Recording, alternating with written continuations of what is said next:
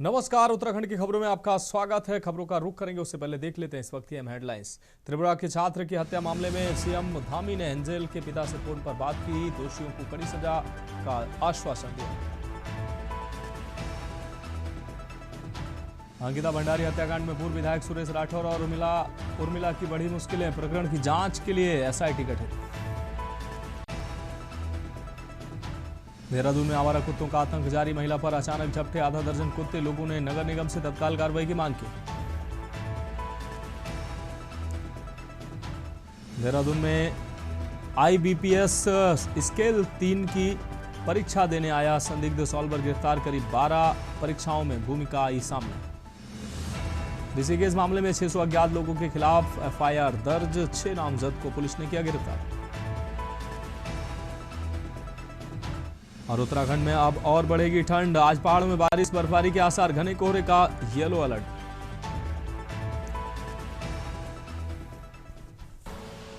आप देख रहे हैं के न्यूज, खबरों का सारथी।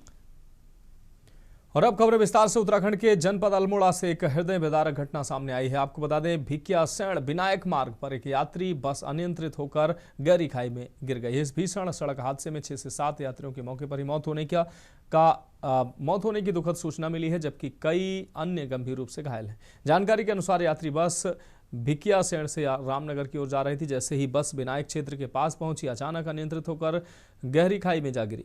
बताया जा रहा है कि बस में लगभग 17 से 18 यात्री सवार थे। सूचना मिलते ही एसडीआरएफ की टीम घटनास्थल के लिए रवाना हो गई। स्थानीय पुलिस और प्रशासन की टीमें मौके पर राहत और बचाव कार्य में जुटी हुई हैं।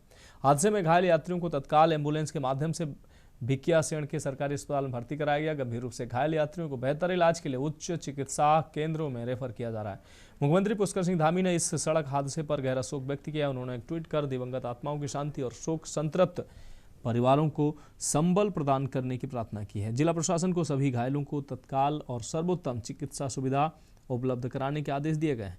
मुख्यमंत्री स्वयं राहत कार्यों की निगरानी कर रहे हैं और प्रशासनिक अधिकारियों के निरंतर संपर्क में हैं। प्रशासन को अलर्ट मोड पर रहने और प्रभावितों तक हर संभव मदद पहुंचाने के निर्देश दिए गए हैं।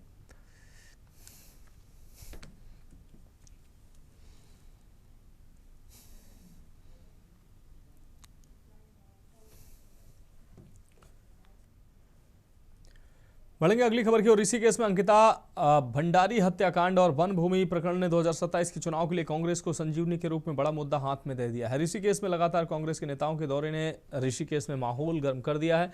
पूर्व कैबिनेट मंत्री हरक सिंह रावत और प्रीतम सिंह ने आज पत्रकार वार्ता कर इस वन भूमि प्रकरण को अंकिता हत्याकांड से ध्यान बटाने का काम बताया और अंकिता भंडारी मामले में अब बीजेपी से ही सार्वजनिक रूप से आवाज उठने की बात कही। उन्होंने कहा कि अंकिता भंडारी हत्याकांड की सीबीआई जांच हो।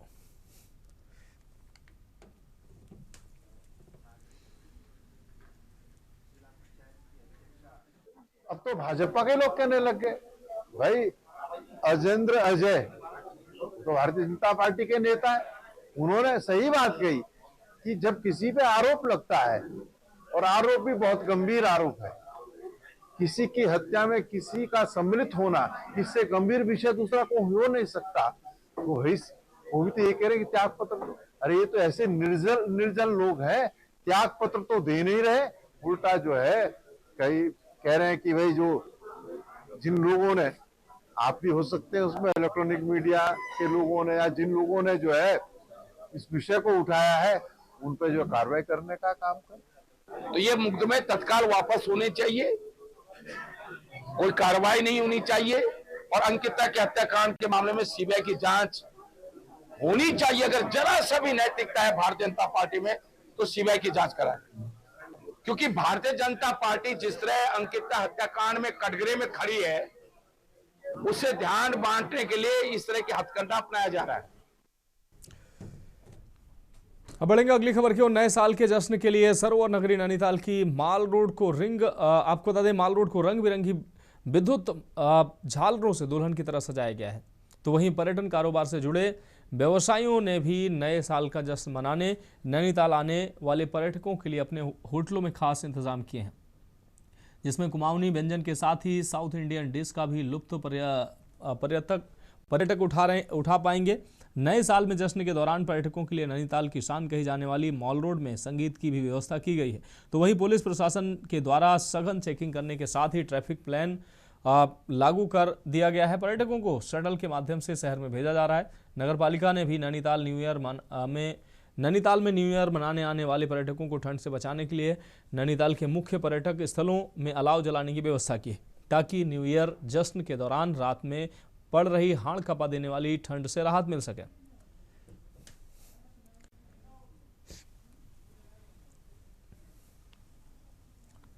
इस बार जो 31 के मौके पे क्योंकि नैनीताल में बहुत सारे टूरिस्ट फुटफॉल बढ़ जाता है, तो जो हमारे रेगुलर पॉइंट हैं अलाव के नगर पालिका परिषद नैनीताल के, उनमें तो हम रेगुलरली अलाव जलाएंगे ही। उसके अलावा जितने भी पब्लिक गैदरिंग के पॉइंट हैं मॉल रोड पे, उन पे भी हम आवश्यक रूप से अलाव जलाएंगे, जिसमें लाइब्रेरी के पास, हमारे इंडिया होटल के पास, चर्च के पास और अदर भी जो भी मुख्य स्थान हैं जहाँ पे पब्लिक गैदरिंग ज़्यादा होती है, वहाँ पर हम मुख्य रूप से अलाव जलाएंगे।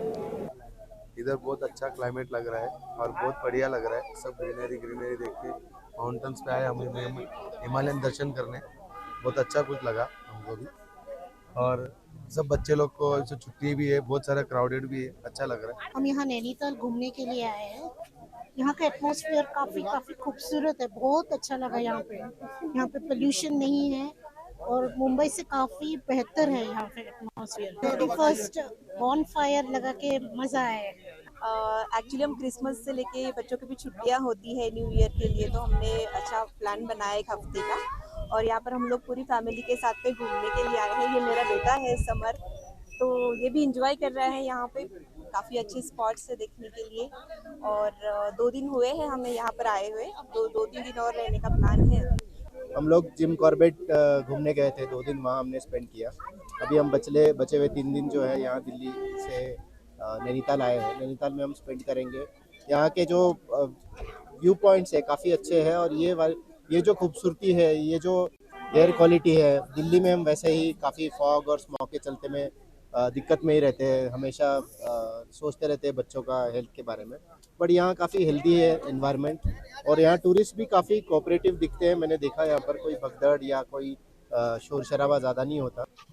देखिए, जैसा सभी को मालूम है कि क्रिसमस से न्यू ईयर तक जो है पहाड़ों में नैनीताल में फेस्टिवल जैसा माहौल रहता है। तो हम लोग मॉल रोड को और शहर को सजाते हैं, लाइटिंग करते हैं, म्यूज़िक भी चलता है। तो इस वर्ष भी हमने थोड़ा बेटर करने की कोशिश की है और ये 2 तारीख तक लगातार चलता रहेगा। इस बार जो 31 के मौके पे क्योंकि बढ़ेंगे अगली खबर की ओर। अक्सर के चर्चित विनय त्यागी गोलीकांड की निष्पक्ष और गहन जांच के लिए वरिष्ठ पुलिस अधीक्षक एसएसपी हरिद्वार द्वारा गठित विशेष जांच टीम एसआईटी ने आज मोर्चा संभाल लिया है। आज सुबह एसआईटी की टीम लक्सर पहुंची और उस फ्लाईओवर का बारीकी से निरीक्षण किया जहां इस वारदात को अंजाम दिया गया था।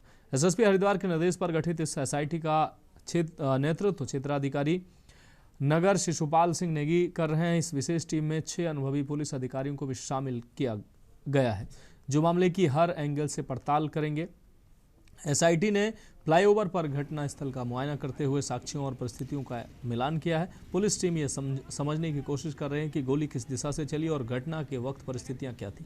हरिद्वार पुलिस ने साफ कर दिया है कि जांच प्रक्रिया पूरी तरह से पारदर्शी रहेगी। विनय त्यागी गोलीकांड की संवेदनशीलता को देखते हुए एसएसपी हरिद्वार ने एसआईटी गठित कर यह बड़ा फैसला लिया है।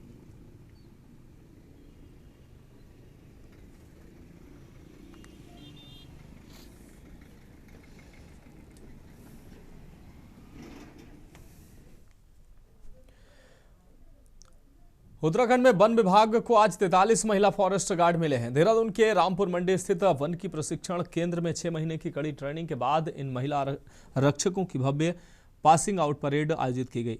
कार्यक्रम में मुख्य अतिथि चक्राता डीएफओ वैभव कुमार ने परेड की सलामी ली और मेधावी प्रशिक्षणार्थियों को पुरस्कृत किया।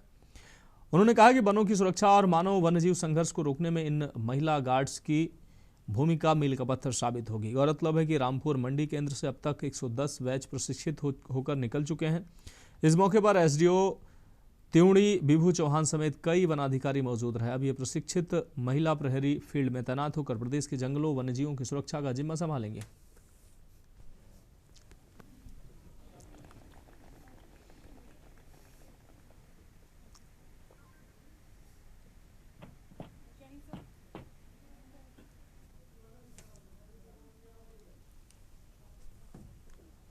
देखिए, आज ये हमारा रामपुर मंडी का 110वां जो हमारा वन आरक्षियों का प्रशिक्षण कार्यक्रम था, आज उसका समापन है। 43 महिला वन आरक्षी जो प्रदेश के विभिन्न वन प्रभागों से आई थी, उनके द्वारा आज अपनी 6 माह का जो प्रशिक्षण है उसका सफलतापूर्वक कंप्लीशन किया गया है। निश्चित ही क्योंकि जब यहाँ से प्रशिक्षण लेने के बाद ये वन आरक्षी अपने वन प्रभागों में योगदान देंगे, तो मैं आशा करता हूँ कि जो चीज़ें इन्होंने यहाँ सीखी हैं अपने प्रशिक्षण के दौरान, खास तौर से मानव वन्य जीव संघर्ष, वन अग्नि और टेक्नोलॉजी के यूज़ को लेके, उसका निश्चित ही फ़ायदा जो है अपने वन प्रभागों में देंगे, जिसका फ़ायदा जो है वन विभाग को मिलेगा। मैंने यहाँ 6 महीने का वन आरक्षी प्रशिक्षण प्राप्त किया और मेरा बहुत अच्छा अनुभव रहा।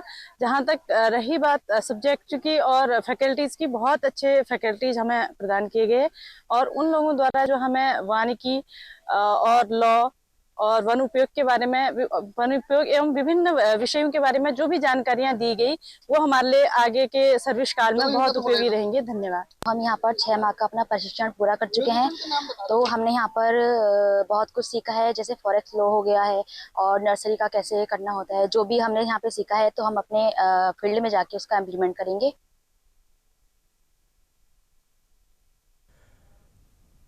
अगली खबर का रुख करेंगे। अगली खबर कालाढूंगी से है, जहां जैविक खेती को बढ़ावा देने तथा किसानों को सुरक्षित एवं पर्यावरण अनुकूल खेती की तकनीकों से जोड़ने के उद्देश्य से कोटाबाग के 5 ग्रामों में 1 दिवसीय जैव नियंत्रण आधारित कीट प्रबंधन प्रशिक्षण कार्यक्रम का आयोजन किया गया। यह कार्यक्रम पंतनगर कृषि विश्वविद्यालय के कीट विज्ञान विभाग एवं काश्तकार विकास समिति के संयुक्त तत्वाधान में आयोजित हुआ। ये संपूर्ण परियोजना नाबार्ड द्वारा वित्तपोषित योजना के अंतर्गत संचालित की जा रही है। कार्यक्रम में मुख्य वक्ता डॉक्टर आर.पी. मौर्य ने आपको बता दें, रासायनिक कीटनाशकों से मानव स्वास्थ्य एवं पर्यावरण पर पड़ने वाले गंभीर दुष्प्रभावों पर प्रकाश डालते हुए जैविक खेती में सुरक्षित कीट प्रबंधन उपायों की विस्तृत जानकारी दी। उन्होंने परजीवी, परभक्षी कीट, रोगजनक सूक्ष्मजीव, गौमूत्र आधारित पौध काढ़े, ट्राइकोकार्ड, स्टिकी ट्रैप और फेरोमोन ट्रैक तथा लाइट ट्रैप को भी प्रभावी एवं पर्यावरण अनुकूल विकल्प बताया।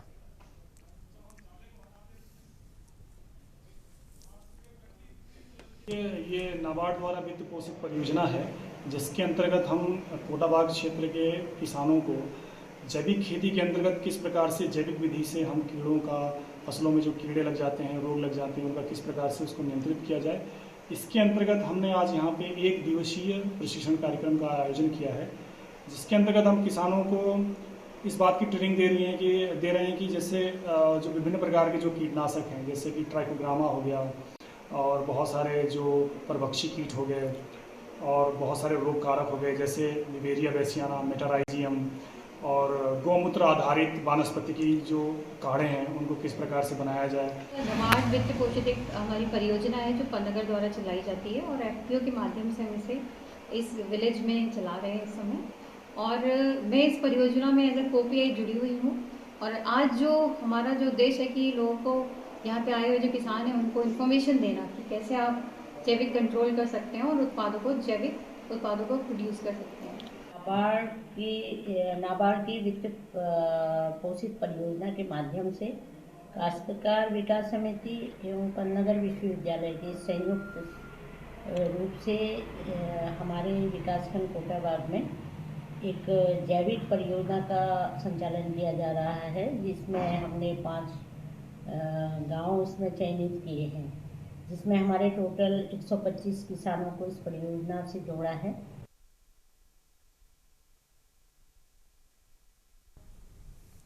उत्तराखंड के चर्चित अंकिता भंडारी हत्याकांड में यमकेश्वर से भाजपा विधायक रेणु बिष्ट की भूमिका को लेकर उत्तराखंड क्रांति दल और कांग्रेस पार्टी ने उनके खिलाफ मोर्चा खोल दिया। यूकेडी और कांग्रेस ने अंकिता भंडारी हत्याकांड के सबूत नष्ट करने के भाजपा विधायक रेणु बिष्ट पर आरोप लगाए। यूकेडी नेता डॉक्टर शक्ति सैल कपरवान और कांग्रेस नेत्री मीना कछवाड़ ने रेणु बिष्ट पर अंकिता भंडारी हत्याकांड के वीआईपी के सबूतों को नष्ट करने का आरोप लगाया। रेणु बिष्ट ने तो उसमें समझो कि इस अपराध में उसका संरक्षण है, वो कभी अंकिता हत्याकांड के खिलाफ कोई एक शब्द नहीं बोली, तो इसका मतलब क्या है, वो तो भाजपा के विधायक है, उसकी एक जिम्मेदारी थी कि एक बेटी का मर्डर होता है और उसके खिलाफ उसको कोर्ट में जाना चाहिए था, पुलिस के पास जाना चाहिए था। उसने अपराधियों का संरक्षण किया है और उसने बुलडोजर से वो साक्ष्य भी मिटाए हैं। ये आरोप सिद्ध हो चुके हैं पहले। 1.5-2 साल से ये मामला चल रहा है। पहले दिन से ही रेणु बिष्ट की भूमिका संदिग्ध रही है, लेकिन उन्होंने इस पर कोई एक्शन नहीं लिया है। ना इसमें सीबीआई जांच हुई है, ना पुलिस प्रशासन की कोई जांच हुई है, क्योंकि इनकी सरकार थी, इसलिए इन्होंने इसमें कोई एक्शन नहीं लिया। इस मामले को पूरे दबाने की कोशिश करी है। अब ये देखो, बीजेपी सरकार है, इनमें महिलाएं कितनी है देखो। एक रेणु बिष्ट है, एक हमारी रेखा आर्य जी हैं, एक हमारी विधानसभा अध्यक्ष रितु खंडूरी जी हैं, एक सरिता आर्य हैं। ये 4 महिलाएं हैं। चारों में से एक महिलाओं ने भी इस विषय में आवाज नहीं उठाई है। अगली खबर देहरादून से, जहां उर्मिला सनावर द्वारा दिए गए बयान के बाद से अंकिता भंडारी हत्याकांड मामले में एक बार फिर सुर्खियों में आ गया है ये मामला। वहीं हाल ही में उत्तराखंड के ADG law and order doctor V Murugesan का बयान सामने आया, जिसमें उनका कहना है कि इस पर सरकार द्वारा तत्काल प्रभावी कार्रवाई की गई और एक वरिष्ठ महिला आईपीएस अधिकारी के नेतृत्व में एसआईटी का गठन किया गया और घटना में संलिप्त सभी अभियुक्तों को गिरफ्तार कर यह सुनिश्चित किया गया कि प्रभावी पैरवी के माध्यम से अभियुक्तों को किसी भी स्तर पर जमानत न मिले। वहीं इस पर मुख्य विपक्षी दल कांग्रेस के प्रदेश अध्यक्ष गणेश गोदयाल ने आज देहरादून के पुलिस मुख्यालय पहुंचकर ADG law and order doctor Murugesan से मुलाकात की। इस बीच गणेश गोदयाल ने कहा कि अंकिता भंडारी हत्याकांड में पुलिस द्वारा दिए गए स्पष्टीकरण से तमाम सवाल खड़े होते हैं, जिसमें सबसे पहला सवाल है कि वंतारा रिसोर्ट के जिस कमरे में अंकिता भंडारी रहती थी उसे किसके आदेश पर तोड़ा गया। साथ ही उन्होंने धामी सरकार पर निशाना साधते हुए कहा कि क्योंकि उस कमरे में सबूत थे और उन सबूतों को नष्ट करने के लिए कमरे को तोड़ा गया, तो क्या मुख्यमंत्री ये मान चुके हैं कि उन्होंने सबूत नष्ट करवाए हैं? पिछले 3-4 दिनों से ये सोच रहा था कि हम सब लोग, कांग्रेस के हमारे सभी साथी लोग, जो सरकार के द्वारा पुलिस विभाग के द्वारा जो स्पष्टीकरण आए हैं अंकिता भंडारी हत्याकांड में, उन स्पष्टीकरणों के बाद तमाम प्रश्न खड़े होते हैं और मेरे मन में था कि मैं इन प्रश्नों को लिखकर पुलिस विभाग को दूं और वो अपना समय लेकर उन प्रश्नों का उत्तर दें।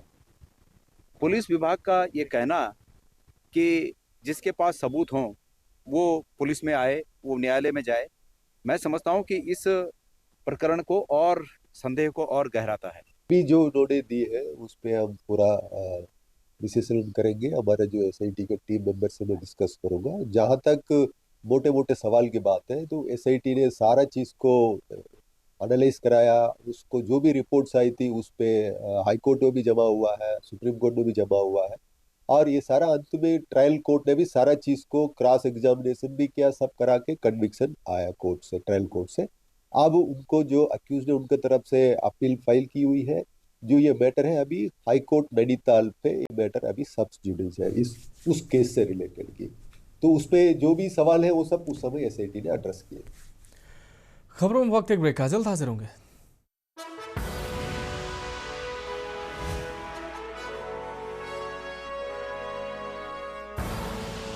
आप देख रहे हैं के न्यूज, खबरों का। ब्रेक के बाद उत्तराखंड की खबरों में एक बार फिर से आपका स्वागत है। नववर्ष को लेकर शासन प्रशासन द्वारा अपनी तैयारियां पूरी कर ली गई हैं। वहीं भारी संख्या में मसूरी में पर्यटकों के पहुंचने की संभावना, जिसको देखते हुए कई रूटों को डायवर्ट किया गया है। इसके अलावा हुड़दंगियों से निपटने के लिए हर चौक चौराहों पर पुलिस को तैनात किया गया। इसके अलावा यातायात व्यवस्था को सुचारू करने के लिए एक मार्गीय यातायात की व्यवस्था की गई है। नववर्ष को लेकर होटल स्वामियों को भी निर्देशित किया गया है कि तय समय के बाद डीजे लाइव म्यूजिक बंद कर दिया जाए। उप जिलाधिकारी राहुल आनंद ने बताया कि नए साल को लेकर देहरादून से ही ट्रैफिक प्लान बनाया गया है और पर्यटकों की सुविधा को अतिरिक्त पुलिस व्यवस्था की गई है। उन्होंने बताया कि नववर्ष को शांतिपूर्ण ढंग से मनाने और सभी व्यवस्था दुरुस्त रखने के लिए अधिकारियों को निर्देशित किया गया है।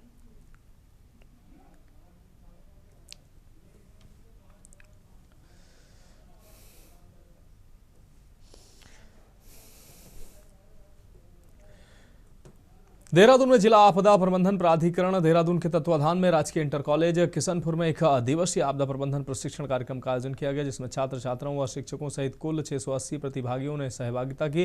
कार्यक्रम में मास्टर ट्रेनरों द्वारा भूकंप, बाढ़, भूस्खलन, युद्ध एवं आतंकवाद जैसी आपदाओं के दौरान सुरक्षा उपायों, प्राथमिक उपचार, आपातकालीन नंबरों, भूदेव व सचेत ऐप, सैटेलाइट फोन तथा आपदा उपकरण की जानकारी दी गई। प्रधानाचार्य धूम सिंह नेगी ने ऐसे प्रशिक्षणों को नियमित रूप से आयोजित करने की आवश्यकता बताते हुए जिला प्रशासन का आभार व्यक्त किया।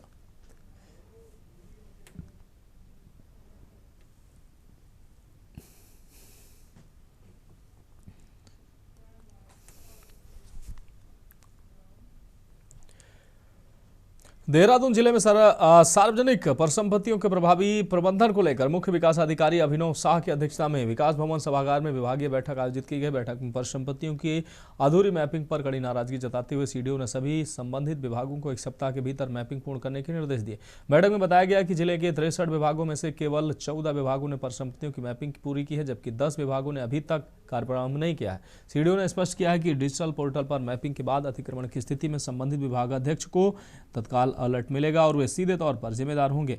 अब तक जिले में 4,988 सार्वजनिक परिसंपत्तियों की मैपिंग की जा चुकी है, जिनमें से 211 पर अतिक्रमण के अलर्ट जारी हुए हैं।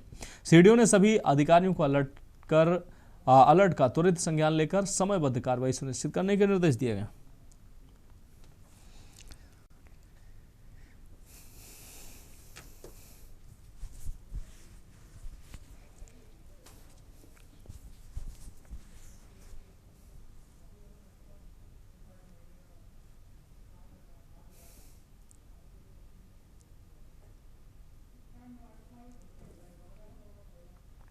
अगली खबर देहरादून से, जहां उमेश अग्रवाल फाउंडेशन द्वारा भाजपा के वरिष्ठ नेता स्वर्गीय उमेश अग्रवाल की 66वीं जयंती मातु पितु भक्ति दिवस के रूप में मनाई गई। कार्यक्रम में मुख्यमंत्री पुष्कर सिंह धामी ने स्वर्गीय अग्रवाल के चित्र पर पुष्प अर्पित कर श्रद्धांजलि देते हुए सामाजिक, संगठनात्मक व व्यापारी हितों में उनके योगदान को याद किया।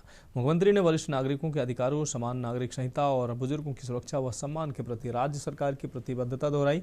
कैबिनेट मंत्री गणेश जोशी व राज्यसभा सांसद नरेश बंसल ने भी स्वर्गीय अग्रवाल की संगठन के प्रति समर्पण व कर्मठता का स्मरण किया। फाउंडेशन अध्यक्ष सिद्धार्थ अग्रवाल ने सभी अतिथियों का आभार व्यक्त करते हुए फाउंडेशन द्वारा समाज सेवा, स्वास्थ्य, पर्यावरण और महिला सम्मान के क्षेत्र में किए गए कार्यों की जानकारी दी।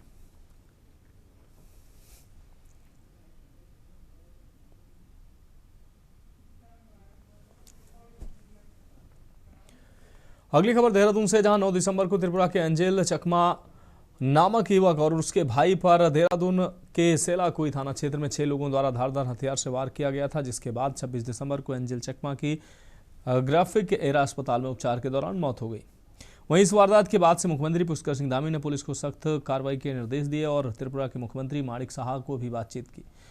पुलिस की तफ्तीश के दौरान 6 में से 5 अभियुक्तों को गिरफ्तार कर लिया गया, लेकिन मुख्य आरोपी अभी भी फरार है, जिसे लेकर देहरादून के एसएसपी अजय सिंह ने कहा कि मामले की पुख्ता जांच के लिए एसपी विकासनगर पंकज गैरोला की अध्यक्षता में जिले स्तर पर एसआईटी बनाई गई है और इसमें पूरी एक विशेष टीम जो सभी सीसीटीवी फुटेज पर नजर रखेगी। साथ ही उन्होंने कहा कि फरार अभियुक्त को पकड़ने के लिए पहले मेरे स्तर से 25,000 रुपये का इनाम घोषित किया गया था, लेकिन अब ADG law and order V Murugesan द्वारा 1 लाख रुपए का इनाम घोषित किया गया और अभी तक हमारी टीम द्वारा बताया गया है कि वो अभियुक्त नेपाल सीमा के नजदीक के क्षेत्र में छुपा हुआ है और जल्द ही उसे पकड़ लिया जाएगा।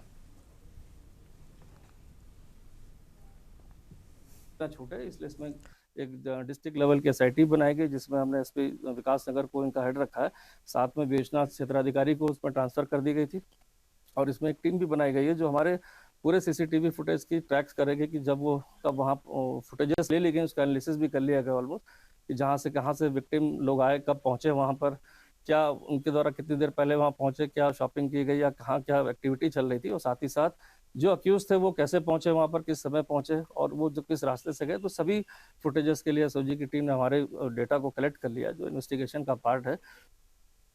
फिलहाल उत्तराखंड की खबरों में अभी के लिए मेरे साथ इतना ही। मुझे दीजिए इजाजत और आगे आप देखिए के न्यूज इंडिया का विशेष कार्यक्रम मंथन हमारे प्रधान संपादक दुर्गेन चौहान जी के साथ।